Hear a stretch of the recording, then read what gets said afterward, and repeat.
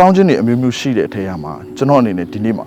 commanding prayer level အကြောင်းကိုကျွန်တော်ဒီနေ့မှာပြောပြသွားချင်တာဖြစ်ပါတယ်သင်ဟာ commanding prayer ကိုဒီဆုတောင်းတက်လာမယ်ဆိုလို့ရှိရင်သင်ရဲ့ prayer lifestyle ပြောင်းလဲလာမယ်အဲ့ဒီ prayer lifestyle ပြောင်းလဲခြင်းအပြင်သင်ဘဝအသက်တာထဲမှာသင်ရဲ့ဆုတောင်းချက်အဖြေရရှိမှုတွေလျင်မြန်လာမယ်သင်ဆုတောင်းခြင်းကိုအရင်တုန်းကပုံစံနဲ့မတူဘဲနဲ့သင်ဟာဆုတောင်းခြင်းလာလိမ့်မယ်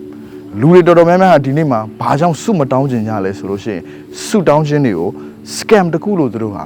ထင်ကြလို့ဖြစ်ပါတယ်ဒါပေမဲ့သင်ဟာ commanding prayer ကိုသင်ဆုတောင်းတတ်မယ်ဆိုလို့ရှိရင်သင်ရဲ့ဆုတောင်းချက်တွေအလုံးစုံဟာ confidence ရှိလာပါလိမ့်မယ်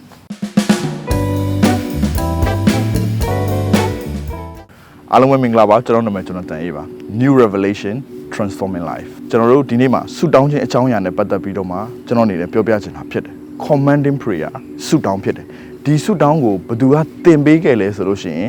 ယေရှုခရစ်တော်ကိုယ်တိုင်ကျွန်တော်တို့ကိုတမန်ကျမ်းစာထဲမှာသင်ပေးခဲ့တာဖြစ်တယ်အဲ့တော့ကျွန်တော်တမန်ကျမ်းစာတစ်ခုအားလုံးနဲ့အတူဖတ်ချင်တယ်အဲ့ဒါကဘာမှလဲဆိုလို့ရှိရင်ရှင်မာသဲခရစ်ဝင်အခန်းကြီး6အခန်းငယ်9ကနေ17မှာဖြစ်တယ်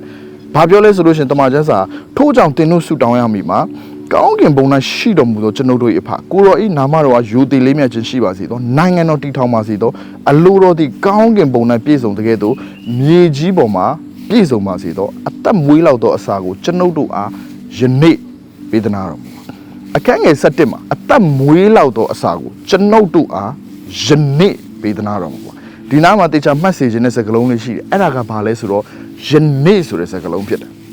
အဲ့ဒါဘာစကားလုံးလဲယနေ့ဆိုတဲ့စကားလုံးဖြစ်တယ်အဲ့တော့တမန်ကျမ်းစာကဘာပြောလဲဆိုယနေ့ပေးသနာတော်မူပါလို့တမန်ကျမ်းစာကရေးထားတာဖြစ်တဲ့အတွက်ယေရှုကဒီမှာဘာသင်ပေးလဲဆိုရင်သင်ရဲ့ဆုတောင်းချက်နဲ့ပတ်သက်ပြီးသင်အဖြေလိုချင်တဲ့နေ့အဖြေလိုချင်တဲ့အချိန်ကိုသင်ဘာလို့ပိုင်ခွင့်ရှိလဲဆိုရင်သင်ဟာတတ်မှတ်လို့ရတာဖြစ်တယ်ယနေ့လို့တမန်ကျမ်းစာပြောတယ်အင်္ဂလိပ်ကျမ်းစာမှာဘာပြောလဲဆို give us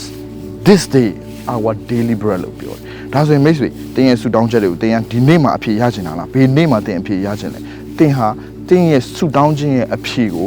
သင်ကိုယ်တိုင် comment လုပ်လို့ရတာဖြစ်တယ်ဘာနဲ့တူလဲဆိုလို့ရှိရင်မိတ်ဆွေခလေးတစ်ယောက်ဟာသူကကျောင်းကနေပြန်လာတဲ့အခါမှာသူအိမ်ကိုသူပြန်လာတယ်သူအိမ်ကိုပြ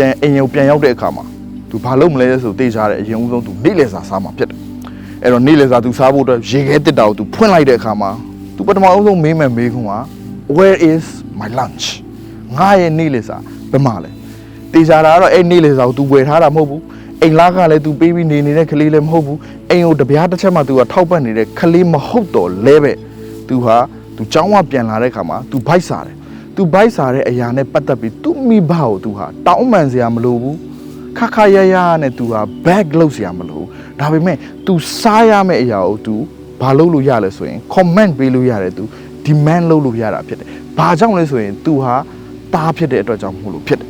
တားဖြစ်ခြင်းအရိုက်ရာထဲမှာ तू လိုချင်တဲ့အရာ तू လိုအပ်တဲ့အရာကို तू ပြောပိုင်ခွင့်ရှိတယ်အခု तू လိုချင်တယ်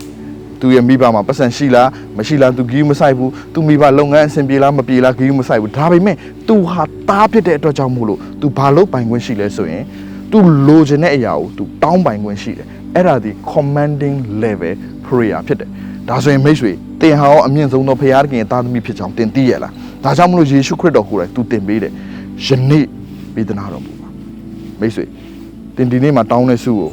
သင်ဟာအရင်နှောင်းအလိုမျိုးအတနာခံတဲ့ဆုတောင်းချက်တွေသင်တောင်းစရာမလိုတော့ကိုတော်ယေရှုပြုပြီးဟိုကလုပ်ပေးပါဒါလုပ်ပေးပါမျက်ရည်နဲ့သင်တောင်းစရာမလိုတော့ဘူးဖြစ်တယ်သင်ဟာဒီနေ့မှာဘာလုပ်မလဲဆိုလို့ရှိရင် comment ပေးမယ်သင်လိုချင်တဲ့အရာသင်လိုချင်တဲ့အချိန်သင်လိုချင်တဲ့ရက်မှာရဖို့ရန်အတွက်ဖခင်လုပ်ပေးဖို့ရန်အတွက်သင်မှာတောင်းဆိုပိုင်ခွင့်ရှိတာဖြစ်တယ်တားဖြစ်ခြင်းအရက်ရာထဲမှာ